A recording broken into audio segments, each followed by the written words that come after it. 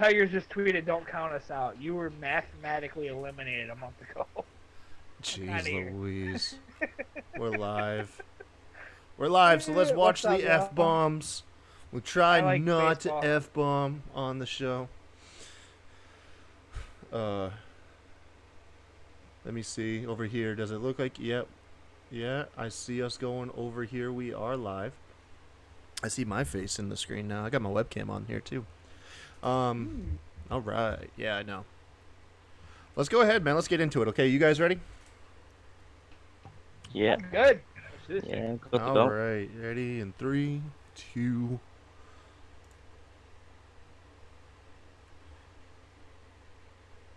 Oh, you know what? It might help. You know, it might help if I just do our intro. Let's do the intro now. Let's go. The botches of the live stream. Here we go. 3, 2.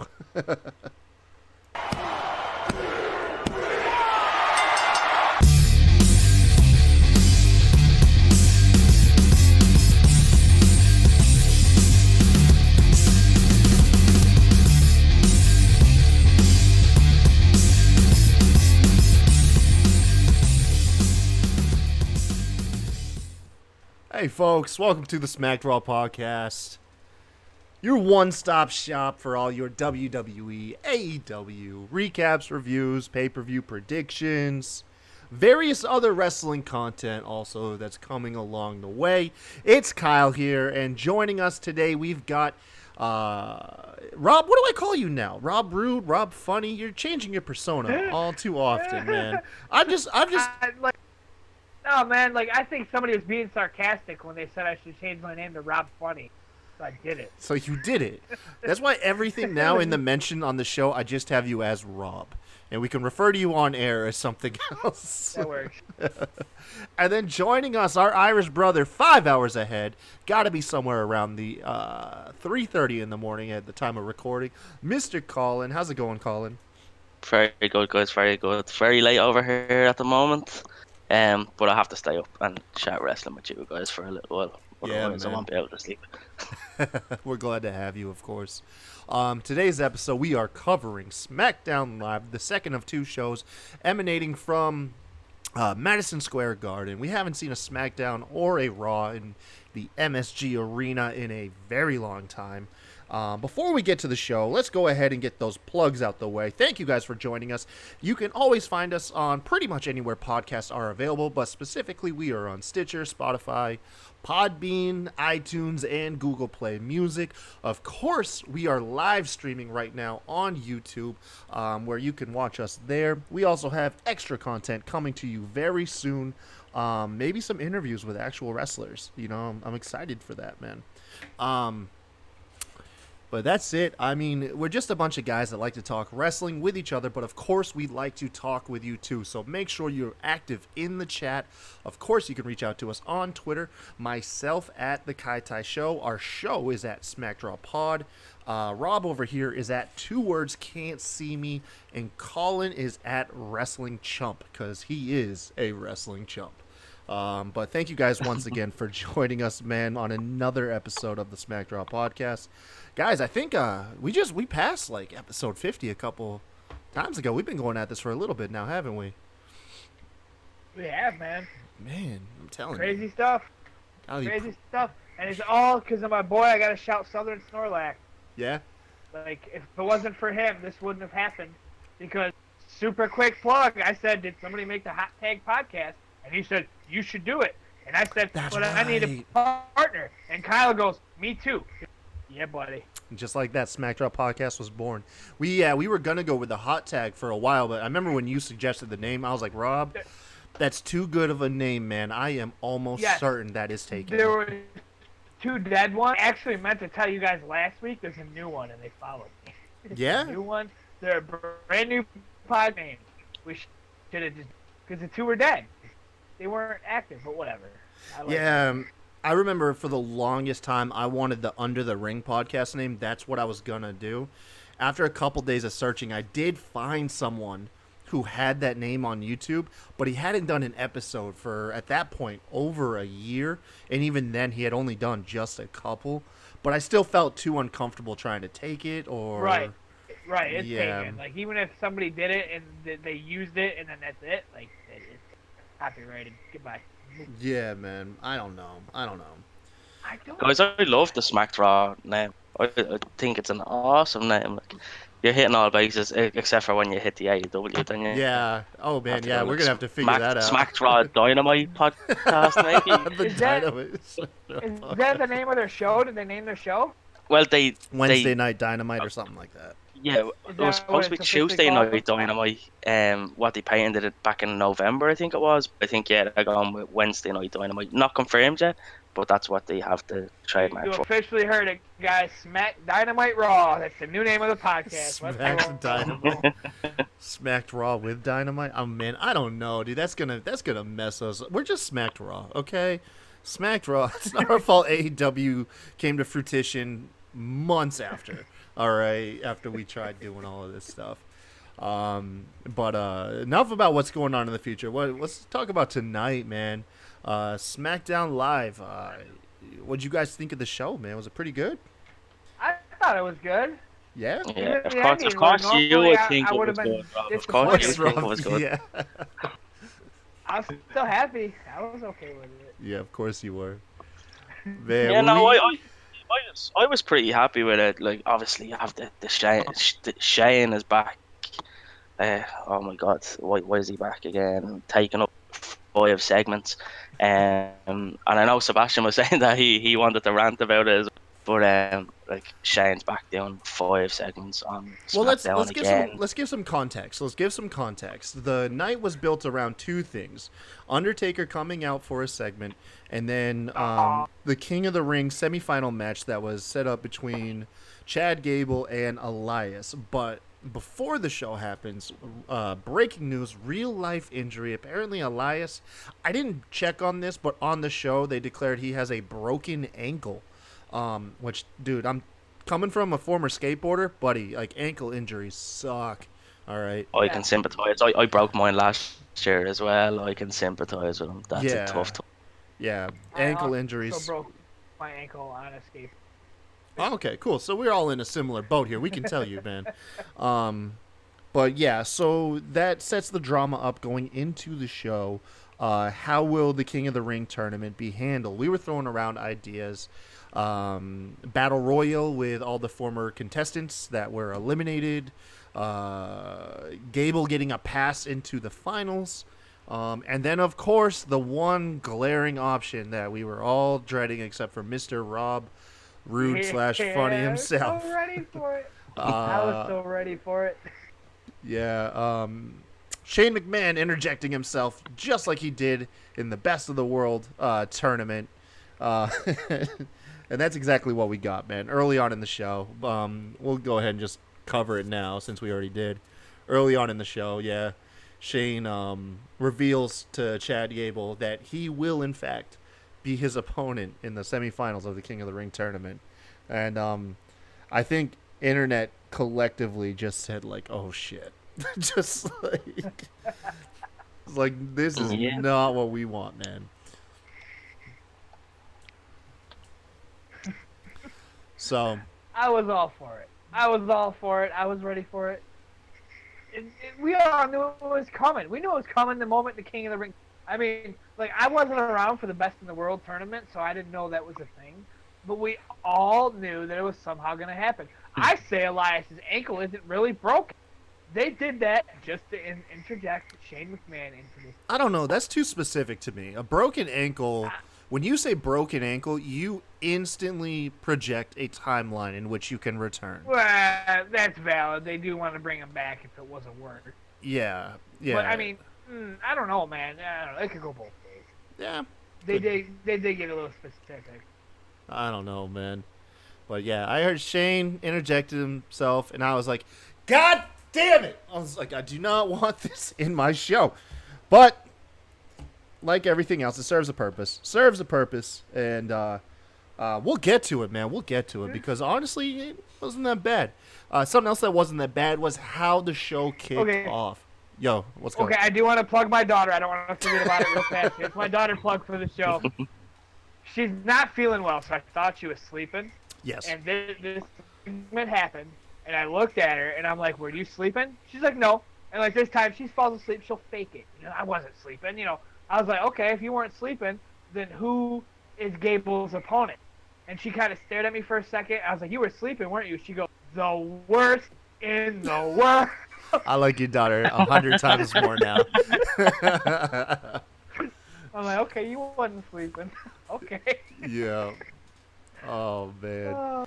But yes, that will lead us to how the show started with a dong and the lights going out and everything turning purple. Yes. Undertaker, man, making his long-awaited entrance to the show. So I gotta throw this out here now. Let me just get this one nagging thing out of the way. It felt really shooed in, like Stone Cold and Undertaker were there just to put over the Garden, to do the cheap pops. Mick Foley's role back in the day. Yes. And if you have your finger on the pulse of like the wrestling world, you'll understand that MSG and WWE right now are not on the best of terms. WWE, whenever they're in town, they choose to go to Barclays because it costs them less, and they've been passing on MSG for a long time. That's why they haven't had a Raw or SmackDown there in the longest time. And honestly, like, it felt like hearing Stone Cold and Undertaker just talk about the arena was like WWE's apology. Like, please stop hosting all this upcoming competition we have here. This is still our home. We love you guys. Let's do the Mick Foley cheap pop. And I don't know. I didn't hate it. It's just a minor gripe. That was in the back of my mind when I was listening to both Stone Cold's and Undertaker's promo. Was like, this is like, man, when go ahead. Speaking of pops, though, I gotta say, somebody tweeted out. I didn't see who it was. It wasn't somebody I follow or anything. But they tweeted out, basically, they said, kids, this in case you don't really know, because we don't get pops we used to. The in-crowd shot of the pop of Stone Cold. Oh my! Yes, I saw that. It gave me freaking goosebumps. Like that's a pop. And last night we were talking about how Stone Cold stole the Zamboni and the glass hit. We went nuts. And like since then, I've been to 3 WWE events, and there was just nothing that compared to that glass pop. Absolutely. Like oh man, like it was a house show. So it's like the first 2 were house shows. They don't really get pops at house shows, and then the last one was the go home show that I'm constantly complaining about. But still, like there was just no pop that compared to that glass break. I just want to throw that. No, you're very right. I saw that video, man. The crowd loses their stuff. Like the crowd lost their stuff. It's absolutely amazing. Yeah, that's one thing about the last couple of nights, and I even have written down here in my notes. The crowd was super hot for that Undertaker entrance. Like even after Undertaker comes out and he's just standing in the ring, it kind of reminded me a little of Roman after he beat Taker at Mania, but the opposite. So like he was just getting the cheers, the Undertaker chants were so heavy. 18,000 strong, I think, was there, just like laying it on to the Undertaker, and I felt it watching it. Like you could feel that crowd reaction, and it's great to see. It's great to see 18,000 fans be so stoked just to see these guys come out, and it was the same last night with Austin. Yeah, no, absolutely. It's a weird dichotomy, and this is where me and Rob butt heads. Is I want to see the Undertaker and Stone Cold's aura be used to elevate. Like the obvious one is the Fiend. That's who we've all been, most of us, been frothing at the mouth at. Let the Fiend take one of them out, because I wouldn't really say butt heads. I'd be about him taking the Undertaker. I just don't want him taking the toughest son of a bitch in my era. You don't touch Austin. You don't touch the baddest wrestler to ever. Anybody else, fair game. Anybody, hell, go take Shawn Michaels, take Bret Hart. You know what I'm saying? Take Undertaker, take The Rock, take everybody. But Stone Cold, no, he's gonna drop you on your chin. Don't even try. Even try. Yeah. So yeah, I wanted to see the. I mean, I'm all about the old my era bringing up the new era. I am. Just Stone Cold, no. You don't touch Stone Cold. I mean, because eventually these guys are going to be too old. They can't appear, or yes, and you need to stop trying to get the cheap pops. Yeah. I'm all about seeing them, but at the same time, like, no, don't bring an Undertaker just to get ratings, man. Have a purpose for him if you're going to bring him in. Diminishing returns, like everybody thought he was going to challenge Sting tonight. That didn't even come close to happening. Keep pop. That's what it's for. Yeah. But yeah, so Undertaker stuff was really just to put over the arena.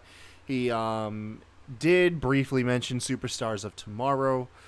Cue Sami Zayn music. Odd choice to come out, I guess.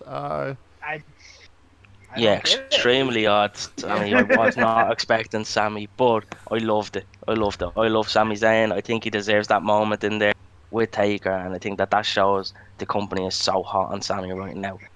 Yeah, I like. Yeah, it was so strange though. So strange to see Sammy coming out. He essentially banished Taker too. Like, Taker, I need you. A lot of people want to see me jump you and take you out, but I'm gonna give you the opportunity. Just, remove yourself from the ring, and there'll be no problems.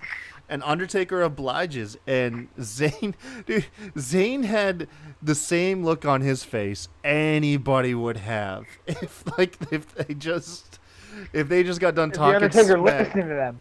Yeah. They walked away. Sammy turned into Ric Flair, strutting around the ring. Oh, man, strutting around the ring. So cocky. Oh man, it was good. He if he had just managed to keep his cool and not start to mock the Undertaker, he could have avoided that choke slam. But he got dropped on his head, man. He got dropped on his head for that.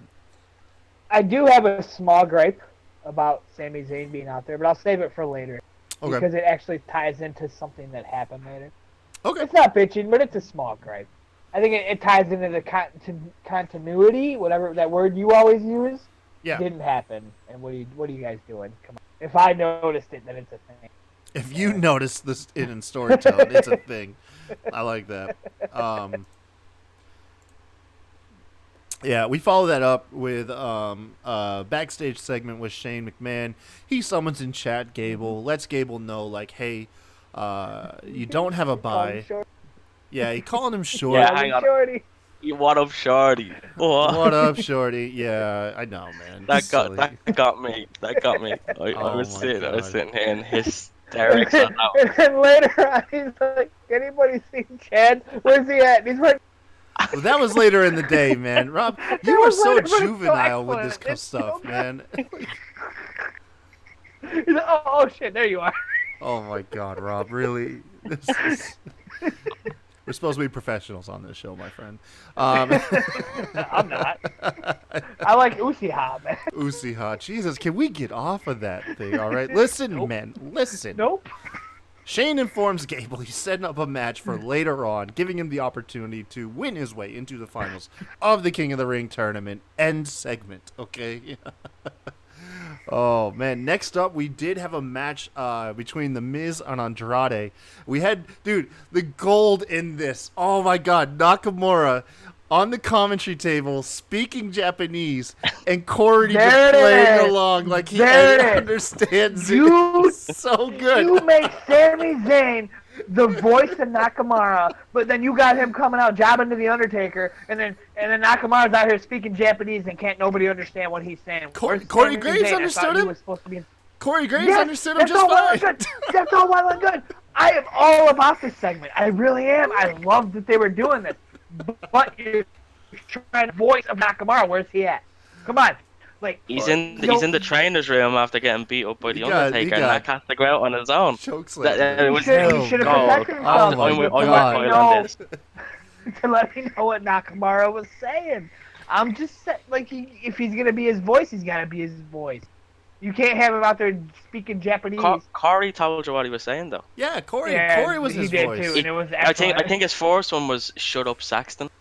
Yes, that was the best one. And John, I now know how to say "Shut Up, Saxton" in Japanese. So I'm John okay LaPlante says Nakamura is my dude. Yes, John. Yes, he is. Nakamura is my dude as well, man. Oh my God. Like I said, it's not a bit. But like, if he's gonna be his voice, he's gotta be his voice. You can't have him out there. We can't understand him. Where's his voice? I thought he had a voice now. All of a sudden he doesn't, and they're just not gonna pretend he doesn't have one. Rob, I think I'm gonna have to agree to disagree with you, man, on this one. Just because Man, this was gold. Maybe I'm just wrong. the just Maybe the I'm wrong. It was. Don't get me wrong. It was. It was absolutely excellent. If Sami Zayn wasn't his voice, I'm all about it. But you got this thing, and you're just gonna pretend it's not a thing. Well, they're gonna break up. They're gonna break up, and we'll get into that. We'll finish the segment. Okay, Cause then do it next week so that he can do this again and I can enjoy it. no, this is so. We have the Miz early in the match. The Miz. I love that they throw out the term tranquilo a lot whenever they see Andrade, because that's a term that was kind of brought over from other promotions that's heavy, like in New Japan. And it's associated in New Japan with a wrestler by the name of Tetsuya Naito. And at one part, after Andrade lands in the ring ropes and looks all cocky, and Corey Graves is going off about tranquilo, we get like a nice little Easter egg. Miz gives it back to him, lays in the center of the ring, and kind of like holds his fist in the air, like posing. And that is totally ripping off Naito from New Japan. I caught that in a heartbeat.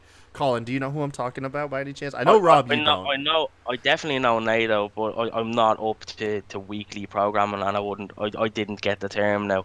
Now that you say it, I get exactly what you're talking about. But It was the pose. yeah, That's Naito's yeah. pose. Like, yeah, it was mainly just like I said, two things: the term tranquilo, and then the pose that the Miz struck was definitely Naito. And I caught that and I popped for it, man. That's one for like the hardcore guys. But other than that, man, the match goes back to classic WWE style, man. Miz and Nakamura spill outside. Miz throws, or not Nakamura, excuse me, Andrade. Miz and Andrade. He throws Andrade onto Nakamura. Then the match continues back on the inside after they get their bearings. Andrade, man, is just a master at agility, man. He hits a moonsault, lands on his feet, does a flip. There's a little bit of a botch where the Miz caught him. They fell over briefly, but I think they recovered okay. Miz gets the skull-crushing finale, then eats the Kinshasa after the match is over, after Miz has won. This right here is why Nakamura and your boy Sami Zayn are done. Because Nakamura is standing tall the night before a pay-per-view, or the show before a pay-per-view. That means Miz is getting that belt. Miz is getting that belt, man. I'm calling it, man. We ain't even in the predictions, but Miz is getting that belt. I'm okay with that. I said it last night, man. There's three truths in life, man. And that is death, taxes, and Miz collecting intercontinental championships, okay? Is what's going to happen, bro. Yeah, I'm happy. I'm happy with whichever way they go. To be honest, like, I don't really care whether they go with Miz or keep it on Nak. To be honest, because I like what's going on with Nakamura and Sam. So I can't see it going either way. I'm a bit undecided on which way I actually want it to go. I think I need to make a decision on that for the predictions pretty swiftly. Yeah. Do you think? Because I hate to say it, but I think they're gonna break them up prematurely.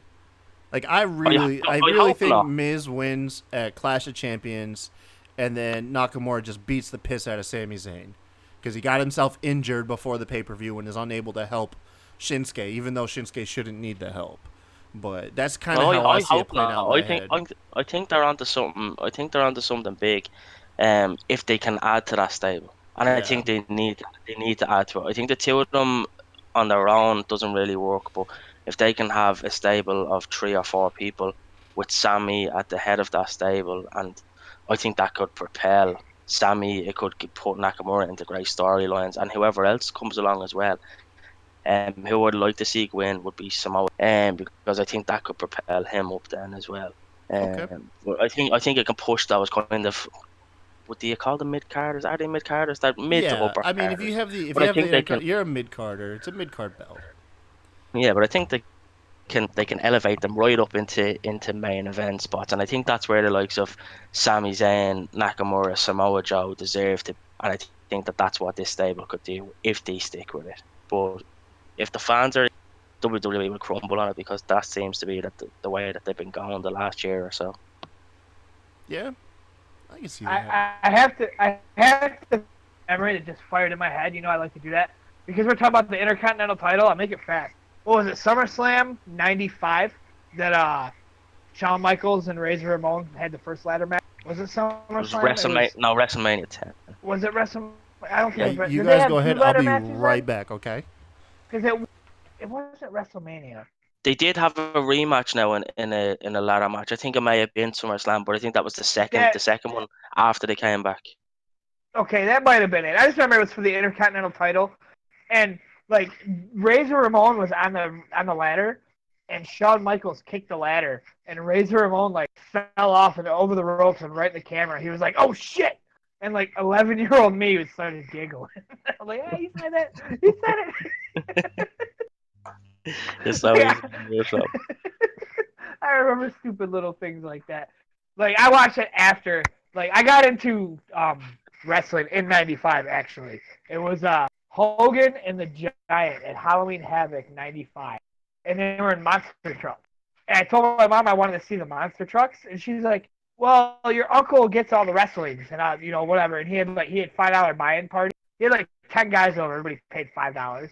So I got to see all the pay-per-views because of that. It was amazing. But like, I went to see monster trucks, and I fell in love with it. And then I went to That's true. Blockbuster, and SummerSlam was one of them. Maybe it was I don't know whatever. And that's the moment I was like, oh man. He said, oh shit. Yeah, you said it right in front of the camera. Yeah, Oh, that no, was the days though, man. yeah, I didn't have WCW now in my area. We didn't get it in Ireland. We had WWE, and even that it was really expensive to get. The Right. like for Raw, so it was only when kind of we had the pay-per-views, but then when SmackDown kicked in, what we used to do was watch SmackDown and watch the Raw recaps on SmackDown, which was the only way that we got to see Raw. Right. But Right. that's the European memories of it. And then obviously as the TV packages get a bit cheaper, then we managed to get Sky Sports, and then you can watch Raw weekly. But um, yeah, but you weren't too far behind me because I started in '97. But like that, I'm very very singular on the WWE side rather than the WCW side. I only went back then once I got into the early 2000s and started getting into the WCW stuff then. It was good times. I was definitely lucky getting all the pay-per-views. I know a lot of people didn't because that was $120 a month just to watch the two pay-per-views. That's a lot of money. Yeah. Well, on top of your cable bill to watch Raw and Nitro, I got to watch it all, so I was definitely lucky. And to top it off, my uncle didn't charge my mom the $5, so like that was cool. That was good times. But there were two I missed because I was sick. Buried Alive '96 when Undertaker and Mankind fought at In Your House Buried Alive, and the Owen Hart night. I didn't see it happen. I was like that. Out of all of them to miss, that's crazy. Yeah. But I found out about it on Raw. And another random fired memory is like you guys, Kyle. You know I don't pay attention to behind the scenes. I don't pay attention to none of that stuff. When the screw job happened, it took me like 3 months and my buddy telling me what happened to realize what had happened. The next night on Raw, I'm like, why is Bret Hart so mad? Why is he so mad? You lost your belt, bro. So what? Like, deal with it. And then when my buddy told me about it, I'm like, whoa, wait, for real? Like, for real? We saw And all of a sudden, Bret was in some WCW. real life drama I'm like, play out, man. Like, I had no idea. I'm like, dude, this is cool. Why are you spitting on Vince, man? yeah, that was brutal. That was really brutal. Oh, good times. So, yeah, man. So, after this match, we get a backstage segment. Shane is looking for Gable. He's throwing out the jokes. You seen him? He's like this big, like this little big. Gable walks in the frame. Shane can't see him apparently. Oh my god, dude! WWE, like they get so juvenile. Like I can deal with this. The stuff that precedes this in the next segment, I do gotta take a personal issue with. But I can deal with this because, like I said, everybody that's made fun of Gable, man, gets theirs, dude. They get theirs. But you know though that when Vince read that script, and he read that segment, he had the exact same reaction that Rob just had. Oh right yeah, now. he loves Vince it, is man. sitting there wetting himself He reading that. loves it, man.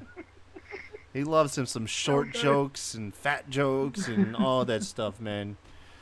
Oh my god. But yeah, Shane at this point, this is what we were getting to earlier. Shane reveals that he has entered himself into the King of the Ring semifinals. It's like your opponent's right over here. Hold on, and he leaves the camera and jumps back in. Just, Yeah. my gosh. Oh man. Yeah, he got me on that. He really did get me because I thought it was genuine. I really thought I he was knew going. it was coming. I knew it was coming. I'm like, It should was we do this, it was please? it was in my head. It was in my head, but I was like, no, they're not gonna do it to us. He's gonna bring in a proper opponent, and no, he crushed my dreams right there. I honestly wanted to just turn the TV off right there and then and just not watch anymore. I popped and my wife closed the bedroom door. All right, well, we gotta move on before we all over Shane here. Okay. It's so good. Next up, we have Mandy Rose in the ring. Oh. This stuff we don't got room for. Rob, Yes. you're a parent of a daughter. You got a daughter, man. Yes. There's no Like- room for bullying people based on their looks, man. And what makes me mad is you photoshopped it. Get the hell out of here, man. Like, no, don't, no. You can't.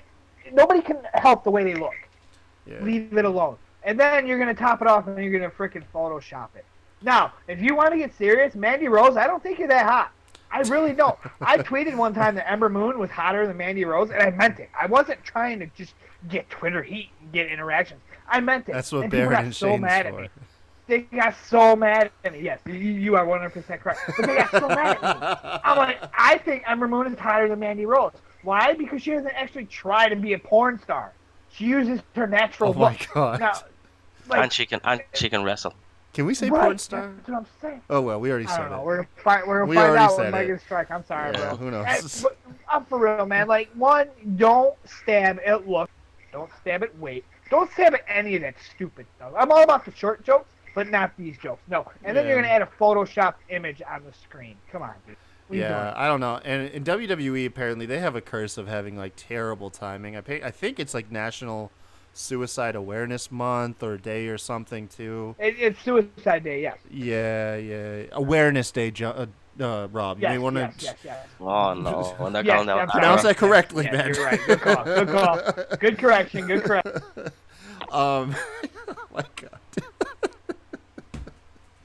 So, Oh, shoot. moving on from Moving this rant, on. Nikki's Yeah. music hit. Well, Alexa's Alexa's music and then hits. Nikki's music hits. I kind of like this. I And like Nikki this. comes out and beats the shit out of her. It seemed She like beat the shit out of her. Yeah, it did seem like when Alexa's music hit, it was like, oh, I'm gonna stand up for my friend, and then I did like before Alexa could even say anything, Nikki's music hit, and like a berserker, man, she took off to that ring, and just took the fight to Mandy Rose, man, right away. And these two put on a good match. Mandy Rose can go in the ring. Let's let's not be angry at Rose.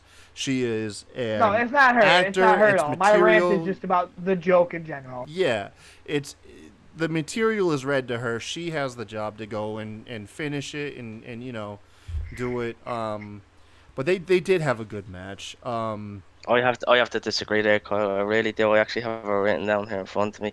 Mandy is still not impressed me in the ring. She can bump. V-trigger, man. She's got a V-trigger, bro. Yeah, and what else? What else can she do? Like, she can take a bump. She can do about 3 moves, and she looks like a bomb. But like Maybe- that's maybe- all she has popcorn going. got GIF. Maybe All she that's what has it going is. for her is the looks, and yeah, she's putting. Maybe pieces I'm together, blinded. Oh. I don't pay attention to things like that, so y'all go ahead. Like, go ahead. I think I was more captivated by the story. I actually, all joking aside, with Mandy's looks and stuff, I think I was actually just captivated with the story. Even though like Oh, it was some absolutely. cheap It was stuff, Nikki The making story is Mandy great. look good.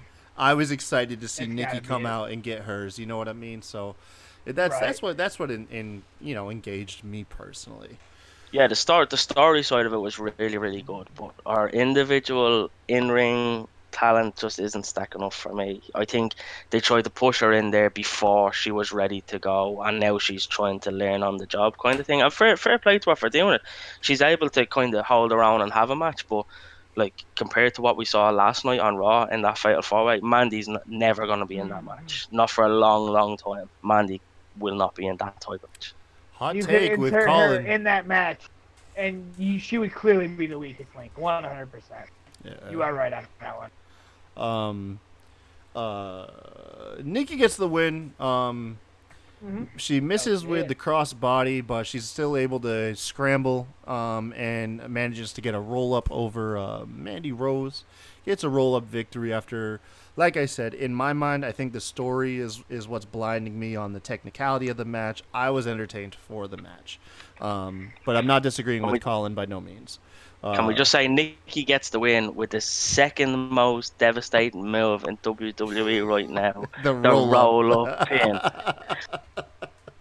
The second most devastating move because the first comes later on in the night. Should I drop my Bailey to belly suplex joke that hit my head?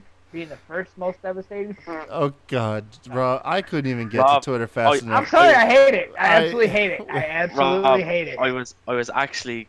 I had that saved for later on. I had the first most devastating move as the Bailey to belly. The most devastating... I was gonna leave that to later Rob's on, favorite move. I can't stand it.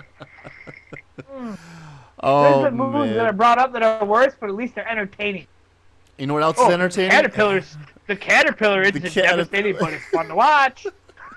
Heavy Machinery is entertaining. They're backstage making a protein shake. I was looking at the ingredients. Nothing looked gross on the table, unless I missed something.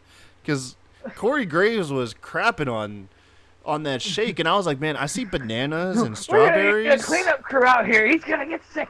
I was like, I don't see anything on the table. I could have missed it. You know what I mean? I could have missed it. But I was like, everything on the table looks good. I was like, that shake looks like a strawberry banana shake, man. I was like, man, that looks kind of good to me. But it was just a little segment to get us into the commercial break. When we came back, oh boy, this is where the story picks up, man. Shane is reconsidering the $100,000 fine that he placed on Kevin Owens. Kevin Owens, very reluctant. What's the catch? It's like, there is no catch. You just need to do your job tonight. He then presents a referee shirt, and he implies that he wants KO to ref Shane's match against Gable, and he says, "You know what to do."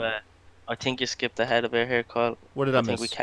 We came back to Bailey and. Oh, I did. Yeah, you're right. Yeah. No. Now my stream cut here, so you guys are gonna have to fill me in. I literally got to Bailey is there, our suitcase. Ember walks in, and then my stream went. And I literally came back to see it in the ring. That's why I came back to stuff. Yeah, it was just Ember telling Bailey that, you know, she sees through Bailey's facade. You know, she's the first person to call her on it. She's basically telling Bailey you're a fake heel and stop it. You disappointed everybody. She's calling her a fake face. Okay, let's get it straight here. She's calling her out on being a heel who's acting like she's a face. Either way, she called out that the flip was ruined. And I'll never, ever forgive it. That's what she called out. I'm sorry. That's what I got out of this segment. Uh-oh. Did I lose you? No, you didn't lose me. I muted you guys. I was pouring a drink. Gotcha. I didn't want the background audio to pick up. So she deliberately called her out on the face heel dynamic that Bailey is currently. So essentially, she was like, "You're claiming to be a role model, and you're trying to elevate the division, but are you really being a role model, taking a chair to Becky? Are you really trying to elevate the division, taking a chair to Becky?" She's like, "Honestly, I see through it. You're being selfish. Everything you're doing is for you." I'm not gonna lie. This kind of made me into Bailey's character a little bit more, because I feel like Bailey is trying to fake it till she makes it now. Like, because Bailey still saved face. She said, "Okay, see you in the ring," you know, picks up her title, whatever. She doesn't go heel, but then again, she doesn't try to defend herself any further. Looks like she's trying to carry through this act, but not in a overly dramatic way where it's super obvious. There's actually subtlety to the character, and you don't get to see that too often. So I'm hoping it has a payoff. I'm assuming it's being reserved for after her match against Charlotte, because Charlotte, I guess, is still supposed to be perceived as a heel, and there's just that weird dynamic. We can't have heels facing heels, and Yeah, I think we're Sure gonna we see a can. double turn. I think we're gonna see the double turn on Sunday. I yeah, think that's Charlotte's gonna what come I'm out as the thinking face too. and Bailey's gonna come out as the heel. But no, I like the fact that they're WWE are taking note, and they're actually bringing it into the show as well, because that's what a lot of people have been giving out about, the likes on Twitter and stuff over the last week or so with the whole Bailey thing. And I like when they kind of bring that in and they take note of it and they say, yeah, guys, we are listening to you and we're going to bring it into the storyline as well. I like that side of things. Yeah. And like I said, I think that's what it is. It's they're not giving us the full turn at once, but it is like smoldering. Instead of them getting cold feet, which is what it seemed like at first, but we're seeing little bits here and there. So following that, we did get the heavy machinery match against Johnny Silver and Alex Keaton, who just looked like a couple of Guidos. I'm not gonna lie. Is that offensive? Is that offensive, Guido? I hope if it is, man, I'm sorry. I don't know. They just remind me of the Guidos back in like the WCW days. That just reminded me of Jersey Shore back in the day. Yeah, I don't mean It it takes me 20 inoffensive. minutes to do my hair. Cabs it. Oh my gosh. So we get Otis. He gets the caterpillar in there. This time he removes the straps. His body type wants to push that singlet off. I'm not gonna lie, man. That singlet looked like it was struggling to stay on because of that gut, man. I was a little nervous that we were gonna get more than what we bargained for when he took that chunk off. What was he doing This is before the the caterpillar, caterpillar? not the worm. Well, what was he doing before the caterpillar? He's like standing there gyrating in the middle That's of his the ring, character, dude. slapping Otis, in his belly and stuff. dude, Otis is the best. He's so man. great. You know what he was doing? He was doing being more entertaining than a belly-to-belly suplex. That's what he was Listen, doing. he does exactly what I do every day when I get out the shower. Okay, that's just exactly what I do, man. Just slap the I belly. don't do all that, but I do the muscle man dance. I do. I won't lie. I Damn sing it! too. I should have said I do the muscle man dance. God damn it! I sing That's it. way do cooler. Muscle man dance. Oh my gosh! But yeah, they win with the compactor. I love heavy machinery. Listen, I've come fully around to them. Like I have. I never really wasn't on their side, but Otis is a gem. Like he really is. And Tucker's great too. For one, Tucker is built like a house. I think Tucker's lack of charisma overshadows just how giant that guy is. Like he is built like a house, man. But Otis just oozes charisma, and not just like in his like moves, in his like it's in his face and in his eyes. Like you get, oh my God, there's no That one is like one him. good thing I got from my Go Home SmackDown show that I'm constantly complaining about. The dark match we got before the show was Heavy Machinery against B Team, and they were freaking doing the floss with each other and doing the Macarena against each other. And it was such an entertaining match. A match you don't get on live television. It's a house show match. I was so entertained. These guys the floss and the Macarena at the same time. I'm like, this is great. Flossing.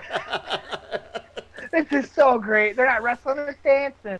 And the Machinery took the win, which I was kind of sad because I'm all about the B Team. But I mean, it was so great. I wouldn't trade the world. It was so good. Man, so the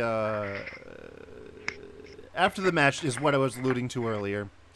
That is when Shane McMahon anoints Kevin Owens special guest referee. Do your job, insinuating, make sure everything goes my way. Kevin Owens very reluctant. Crisis of confidence, crisis of character, very complex. He wants to. He doesn't want to side with Shane, but at the same time, man, $100,000 is $100,000. You know what I mean? Like that's everybody's got a price, man. $1 million man. It's a tough one, tough call to make. Afterwards, though, we get a Roman recap. What do you guys think of this segment, man? I was out of this segment until we got a fan getting power bombed. The Roman and Rowan. I was half in. Again, Pokemon came up. I got into a Pokemon conversation. Dang it, Rob. But what I caught from this was Roman Reigns got his ass beat. I mean, who doesn't want to see Roman Reigns get his ass beat? Well, not initially. And then this is when I realized that you have Roman versus Rowan, and all you got to do is flip the M, and it's the same guy. Jeez, Louise, man. Very highbrow stuff. I'm loving this Roman Rowan dynamic because like it's building Rowan into a main eventer. I agree. It's only good. And I was like, whose music is that? And then it showed who it was. I'm like, okay, so now he's his own thing. I'm all about it. And what a guy to have him face to start getting him over is Roman Reigns. Even if he loses, people are like, oh man, Rowan's not Brian's bitch no more. No, he can't lose. He can't lose. If he loses, they're just that they're ruining the last 6-7 weeks of TV. Is what, Rowan? Yeah, Rowan, because then he's just another one of the guys that Roman is just after going over. He'd just be the next Braun Strowman again, and he has another 2.5 year path back to the main event again. No, Rowan has to go over. So a little preview into the predictions side of things. You think Rowan's gonna win? I don't know. I would like Rowan to win. I think booking wise, if I was booking it, Rowan should win. But whether I think he will win is a different story. Because WWE goes down their own routes and they're big Roman fans. So yeah, I don't know. I think I'll be picking Rowan, but Eric Rowan for me. I'm so glad I don't look at consequences. Because I mean, everything you said just made sense.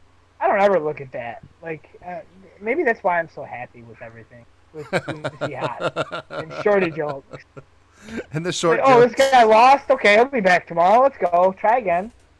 But, I mean, what you just said makes 100% sense. But I'm just like, try again tomorrow. Okay. Yeah, see, when you're not living through the bad times as we had to do, Rob, and you have to put up with this really, really bad booking, and people getting squashed and destroyed or built up to an extent, put back down, and they're after just writing off 6 months of TV that they're after building this guy up for. Like, that's why like they need to change. They need to come out of that dynamic into a new era and a new way of booking to kind of push these guys up the card. I did see clips of Braun Strowman, I almost F-bombed, messing up Brock Lesnar and the crowd going absolutely ham, but they never did anything with it. Like, even I was like, why didn't you build on, like, did you hear your crowd? Did you hear your clientele? And they just didn't do anything with it. It's a different beast, with no pun intended, but it is a different beast with Brock. Yeah, because he then went into a program with Roman Reigns, and Roman got the W on 2 or 3 occasions. And Roman came out smelling the roses, and he's the one who went on to challenge Brock then. And Braun was left sitting mid-card again. Yeah. So if you didn't piece it together, man, this was just a pull-apart segment.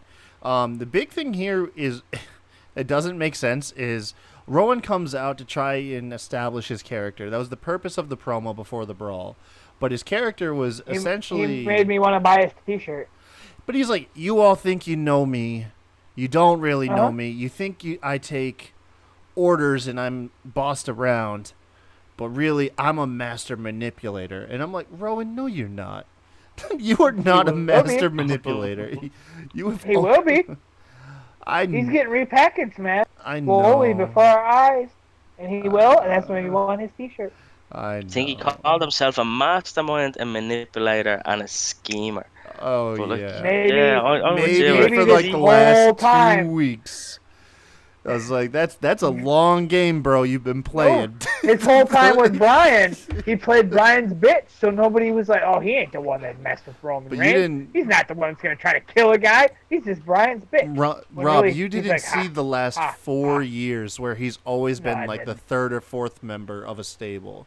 Like, he's Wasn't he with the Wyatts for a while? That's where he was always member number 3. The hierarchy always went Bray, Luke, then Rowan, and then even when Braun was brought into the fold, he was then member number 4. You know, he was always the least important member. He was always eating pins. He never was dictating story. He was always just a body, you know, and he was never given anything, man. And even in the Bludgeon Brothers, he did the whole tag team with Luke Harper, and even then, he was still taking orders throughout the matches from Luke Harper. So it's just weird. I mean, I'm happy for him. But to say that you're the master manipulator, they've tainted him too much to try to build him into what he's being built. Yeah, I mean, they could have worded it different. They could have worded it that I've always been on the sidelines and I've always been content with doing my part, but something recently has stirred inside of me, and now I want to be in control. Now I'm ready to manipulate the situation and have people work for me and stuff. You know, instead of saying that's who he's been the whole time. You know, that's all. That's my only gripe is they should have just worded it different. But we're clutching at straws here, man. But yeah, actually, during this fight had me absolutely marking out. Then afterwards, like he powerbombed a fan. Like, I mean, it's a mark, but he powerbombed a fan. Just grabbed a random audience member and fucking power. Oh, I f-bombed. Oh no, but he just powerbombed him, man. Oh my gosh. Maybe that's the show. I've always been a bitch, but not no more. This fan got my way move. Oh my god. So funny. New theme song is gonna be ludicrous. I totally got that. Colin, is Ludacris big over in Ireland? He's big enough. We know of him. Okay. Yeah. Ooh, bitch, get out the way. Oh my gosh. Anyways.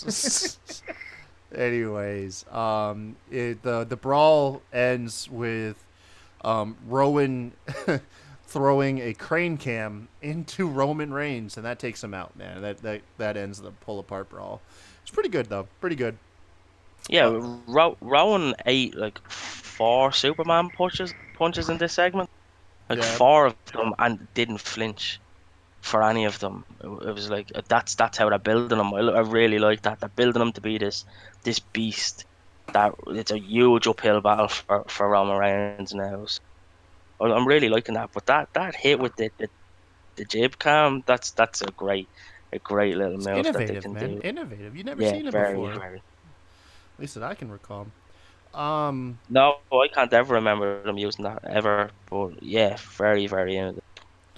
So, following this segment, we get the match between ambiguously heel Bayley and facing off against Ember Moon, with Charlotte on commentary.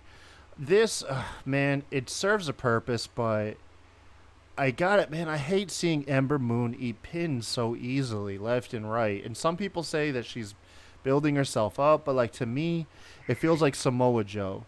Like you have this strong character, but when it comes to getting in the ring, you're eating a lot of losses.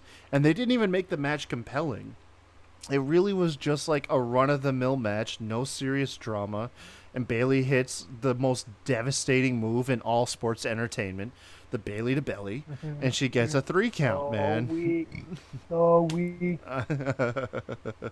I did like, hey, how about this though, Colin? How about this?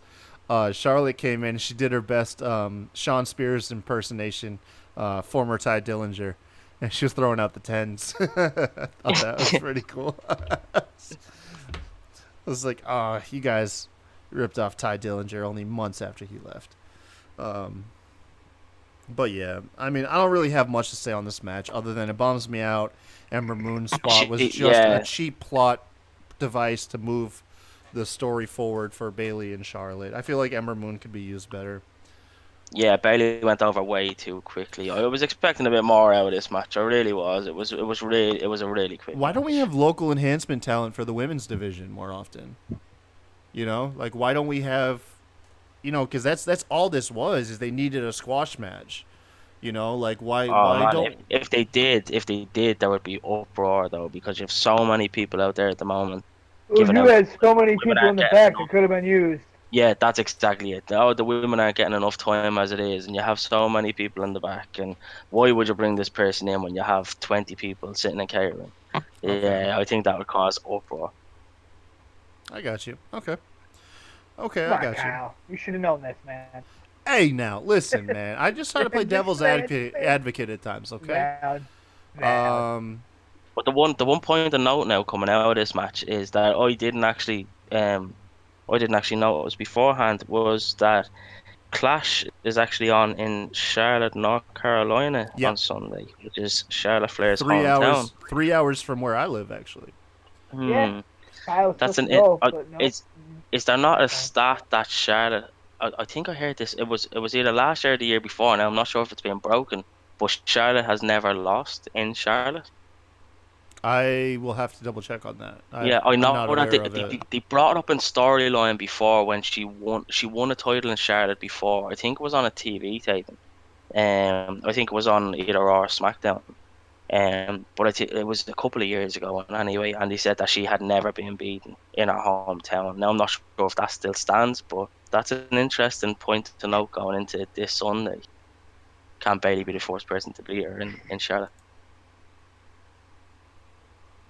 Okay. I mean, it makes sense. I don't know though. I mean, because you have the stigma where Vince doesn't like faces to go over in their hometown, but then you have that weird thing where Charlotte, I guess, is supposed to be a heel. Like, I don't know, man. I don't know. I'm bummed I can't attend the show. It's my wife's birthday, and so I gotta spend time with her. Apparently, I don't know. She selfish and wants a And day to be about her. Would you drive 3 hours? Oh hell yeah, hell yeah, I would. Dude, Wow. North Carolina, everything is at least like a half hour to 45 minutes away from each other, anyways. So making long trips is nothing to us. You Um, Americans are crazy, man. Like I drive my whole country in 3 hours. I drive top to bottom my whole country in 3 hours, and I no, wouldn't yeah, do it. I three wouldn't hours do it. is just a couple counties for us. No, Yeah, it's so not much. Colin, I can actually see both sides of the coin.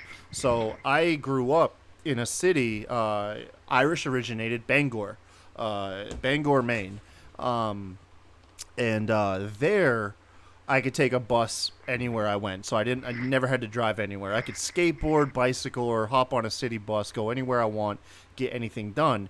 When I moved to North Carolina, everything is spread out here. You know what I mean? If you don't have a driver's license, man, you can't provide for your family. You can't do nothing without a license other than rack up tickets if you want to risk it. Um, so out here, yeah, everything is. I mean, for the most part, all these small towns, everything is like 20 to 45 minutes spread out. You know what I mean? If you want to go to a Walmart, you probably got to drive somewhere between 10 minutes to a half hour, depending where you live. If you want to go to, like, say, Targets, those are a little bit more selective. You might find yourself driving upwards of 30 minutes to an hour just to find the closest Target, you know? That's crazy, man. That's Yeah, really and crazy. then, So like, there was an annual concert I attended, which is in Charlotte, North Carolina. So I've actually, on an annual basis, driven the 3 hour trip just to go to this music festival. Um, so it ain't nothing to us. Ain't nothing. But yeah, you Europeans, man, you drive like an hour or two and you're in a different country. yeah, like there was a show on last week that I was thinking about going to in Cork. Now I'm in Dublin to Cork. It was on a Sunday evening, so I could have done it in about 2 hours down, and then I would have had to drive back 2 hours. And it's just like, no way, man. I said that's way too long. Like I'm not driving for 4 hours just to go to a wrestling show that I can watch Oh on my demand during the gosh. week. Rob, you don't drive uniquely. Nope. So what's your commute like to work? Oh well, wifey and I work in the same place and we have the same schedule. Well, I mean, kind of the same schedule, but if absolutely need be, my work is 10 minutes away from my house. So there's been times where I hopped on my bike and I drove 3 miles and I was there in 20 minutes. So you can literally hop on a bicycle and get to Yes, work within under a half hour. yes. Jesus, dude. Now the street I take doesn't have buses, so I'd be screwed if it was like snowy or whatever.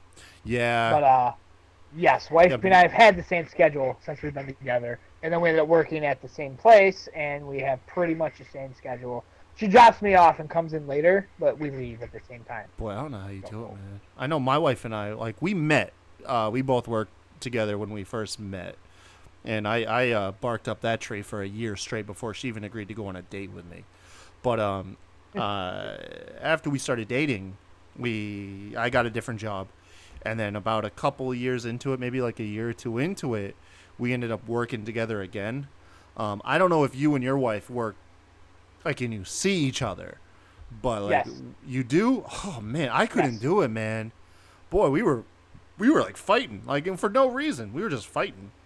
Like, Yeah, my girlfriend only asked me recently about jobs coming available in my place of work, and I was like, no, we no, cannot work do together. There's not. no way. Like, Rob's yeah, a special breed, man. Rob's a special Yeah. breed, but like, no, dude, do that not takes a do it. lot. I don't know if I'd be able to work with her now all the time. And that's exactly what I said to her. I said, if you don't get anything else, then yeah, we'll look into it. But I don't want to work with you because we'll see too much of each other, and we'll probably end up hating each other and killing each other. Anyways, enough about the family life and everything. Let's get back to the show. We're almost done. Kofi comes out to reminisce over his match with Randy Orton that took place 10 years ago in Madison Square Garden, the one where he famously did the boom drop through the table. As he's reminiscing and he plays the video package, we once again get the Randy Orton yelling stupid over the microphone. Randy did have a point here, though, that Kofi's really riding on two incidents that's happened in the last decade for him. That match, and then also the his recent title victory. And Randy shoves it down his throat. He's won 7 world titles since then. And lures Kofi into a very nice brawl in the crowd.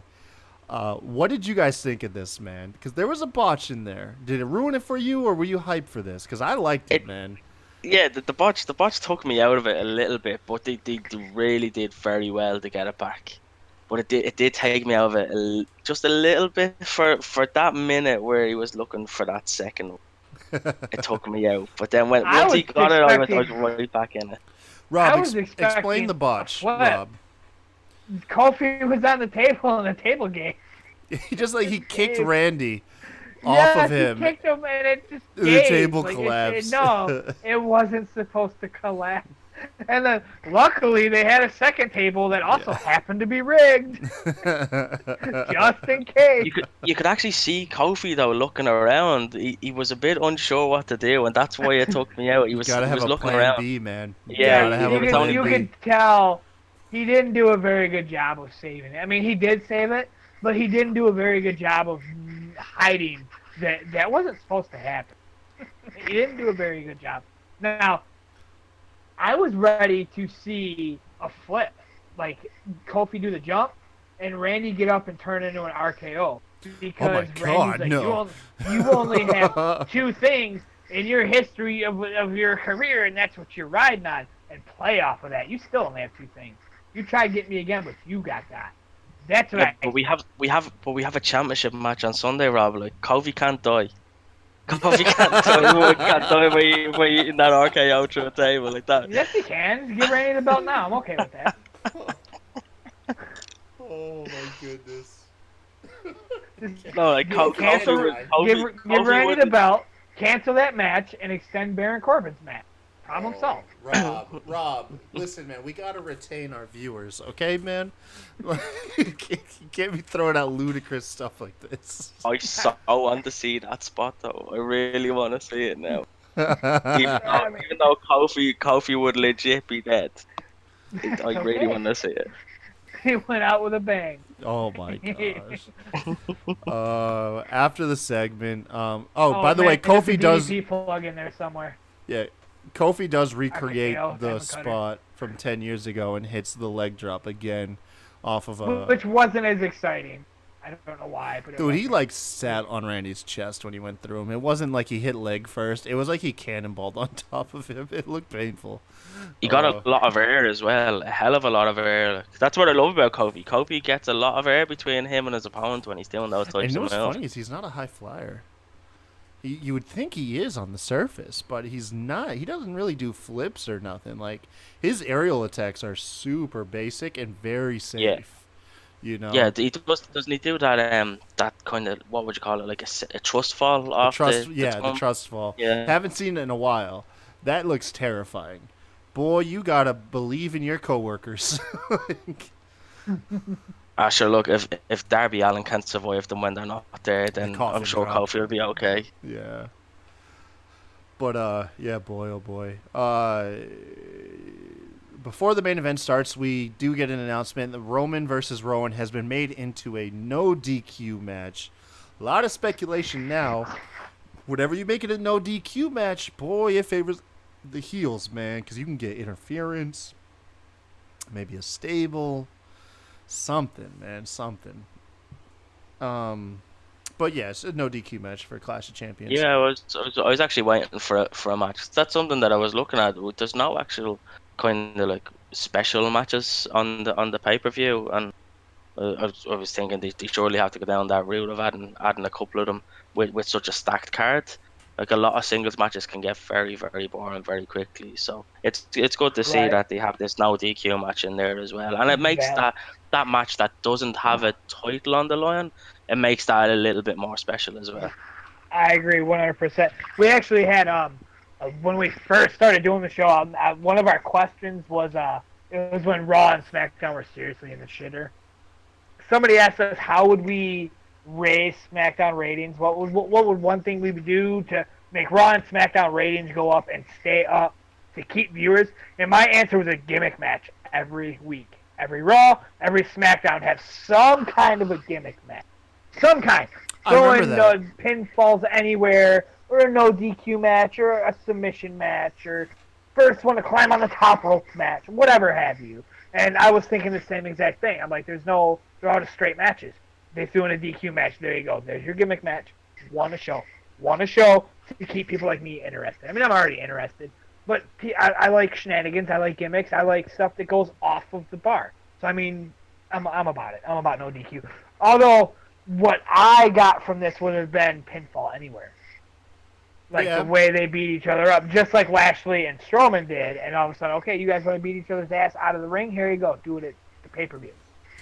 Yeah, when they first started fighting, I actually thought that they were going to go down a last standing route the way that they were going, because they kept getting knocked down, back up, and I was like, oh, last man standing here, but no, they went down the other route. But yeah, I'm happy. I'm really happy that this match is added as a no DQ.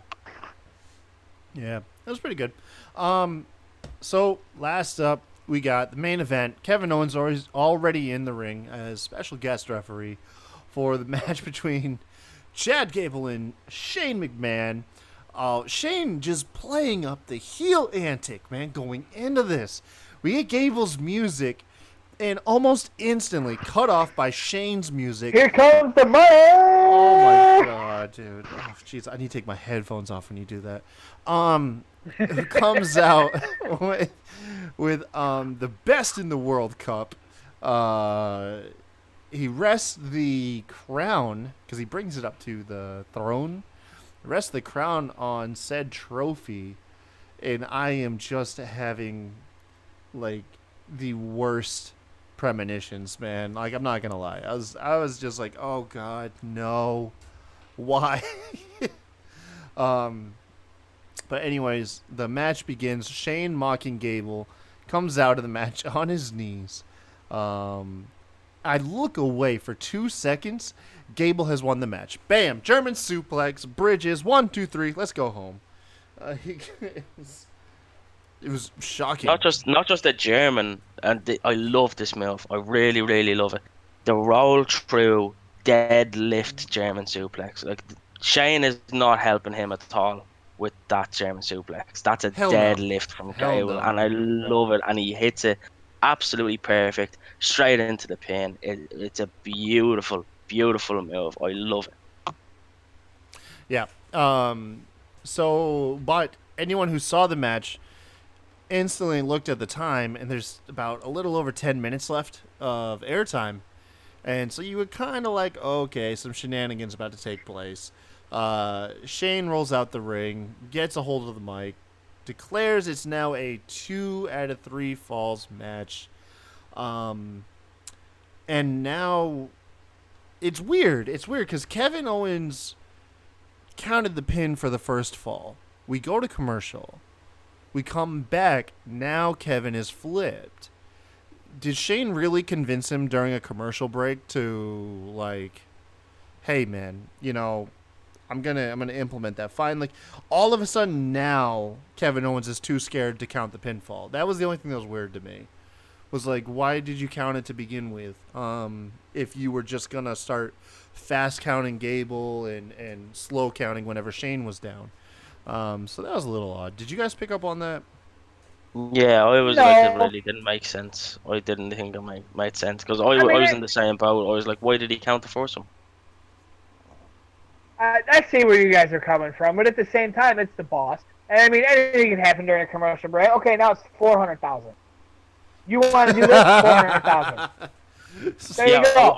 I would have liked to see Shane say it to him. I mean, yes, you are 100% correct, but I mean, keep the kayfabe. He said 400,000. There we go. There you go. That's what it was, Benny. It doesn't make sense. You are 100% right. But at the same time, it made sense for the story. Like, now it's 2 out of 3. Kevin, don't get yourself in trouble. There's a reason the boss made it 2 out of 3. And then when Shane was pinned and Kevin's off checking his shoulders, making sure he's down, Like, I loved it. I absolutely loved you're it. traveling to the dark side, bro. I liked it though, man. I was like, how are they gonna make sense? Is Kevin Owens gonna get laid out and Gable will like force him to make the count? Like, how are you gonna take the power out of Kevin Owens' hands? Because at no point did I actually believe Shane would win and have to face off against Corbin, because then no one would give a damn other than Rob Roode. Nobody else outside of Rob would give a damn about the Walk match. with Joe and Red Rebel of Death. Oh my gosh, yeah, Well, three people. We had a Twitter party. I'll be quite honest. I thought that the swerve was coming. I thought KO was teasing us with those couple of things, and the stunner was only around the corner for Shane O'Mac, and then he was Me going to too. fast count Gable. That's exactly what I was thinking. That or Shane was gonna push him too far, you know, and then he would just snap and stun him. But I like it. The power was taken out of Kevin Owens' hands, which, continuity's sake, made sense. It seemed like Kevin Owens had made up his mind. You know, I'm going to help Shane stay in the match and win. I have no choice.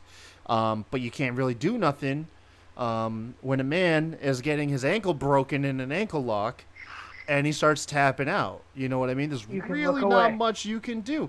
Not to mention, look away. Yeah, KO never even called for the I bell. was expecting that. I was expecting that. 100%. It wouldn't have mattered. Kevin though. He never called for the bell, guys. Exactly. He never indicate the bell rang without KO. KO didn't even asking like for the tell him bell to to ring the bell, man. They did it automatically. So Shane's anger was misplaced, man. He's gonna go back and watch the replay, and he's gonna feel like a dingus. All right, is what's gonna happen. Because yeah, Kevin Owens never called for the bell. He didn't. Rob, what happened though? What happened after Shane lost? We got graphics. Finals. The Raw on Raw. No, Rob. No, sorry, the final on Raw next week. Oh shoot! So it's not even going on the pay-per-view. They said. They put a graphic up of the final, and it had I had the two of them, Corbin and Gable, and I had Raw at the bottom of it. I didn't even catch It that, did. man. I didn't even catch that. Wow, you're right. Wasn't it supposed to be Clash?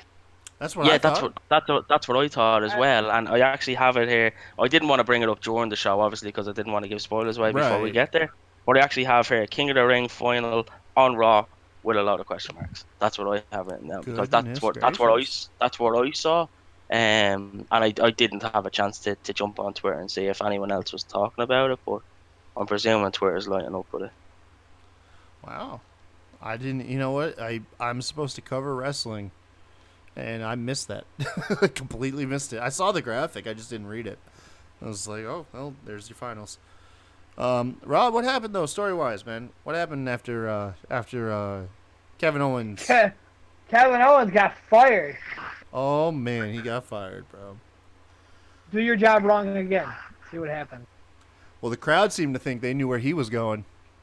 He was like, I texted that in the chat too. I was like, KO to AEW confirmed, and then the crowd, AEW. Yeah. They only got 2 in before it ended. yeah, all of that But ass they kissing start- to MSG, and listen to the crowd as you fade to black on SmackDown. They're chanting AEW. Oh my God. You see what you get when you rely on cheap tactics to pop the crowd. It is not sustainable. It's not WWE. It's not. The crowd was still chanting AEW. Now, whether they were being clever, because now apparently Kevin Owens is a free agent and they just all thought on the spot where he might go, or you didn't really take the opportunity to build up new people, other than Chad Gable. You stuck to the status quo on Monday and Tuesday, and you failed to retain and build your fandom in MSG. And they still chanted for your rival when you closed the show on SmackDown. This is why The Fiend should have closed the show. Nobody would have chanted AEW had The Fiend taken out Undertaker to close out SmackDown. Nobody in the ring would be chanting AEW. They'd be chanting holy shit. That was awesome. They'd be chanting something along that. Something that's complimenting WWE. But no, you failed. 2 days of ass kissing, and people saw right through it. That's what I'm getting from this. That's what I'm getting. Speaking of what you're talking about, I meant to mention earlier that somebody had a sign that said Wyatt or we riot. And they spelled riot correctly. That's awesome. I'm like, dude, that's a golden opportunity that you missed. Why did you spell riot correctly? The word Wyatt is in the sign and it rhymes with riot. Why don't you spell riot with Wyatt instead of like R instead of W? Come on, man. This dude blew a chance. I got it. Just saying, that would have been golden. It would have been golden. Still a good sign though. But Yeah, I mean, still a good sign. it's the only guy outside of Madison Square Garden still rioting. All right, man. But that was your episode of SmackDown. In a nutshell, good show. Story development, not perfect, but then again, when does anybody have a perfect show that's not NXT takeovers? Yeah, man, it was good. Yeah, set us up pretty well for the pay-per-view on Sunday now as well. Yeah. Make sure you guys tune in to us tomorrow. We will be recapping 205 Live and NXT, the last NXT before they go live on USA Network. And then the day following that, when we do our predictions, I don't know if we're gonna put up we're gonna shoot our predictions. Rob, you're gonna work with the new guys. You're gonna be working with Vince and Kevin, man. It's gonna be interesting. The veteran with the two newbies. We'll be shooting our predictions on Thursday. I don't know if they're gonna go up Thursday night or if we'll wait till Friday. Maybe Friday. I don't know. But make sure you tune into those episodes. Once again, thank you guys for joining us. Y'all have a great night.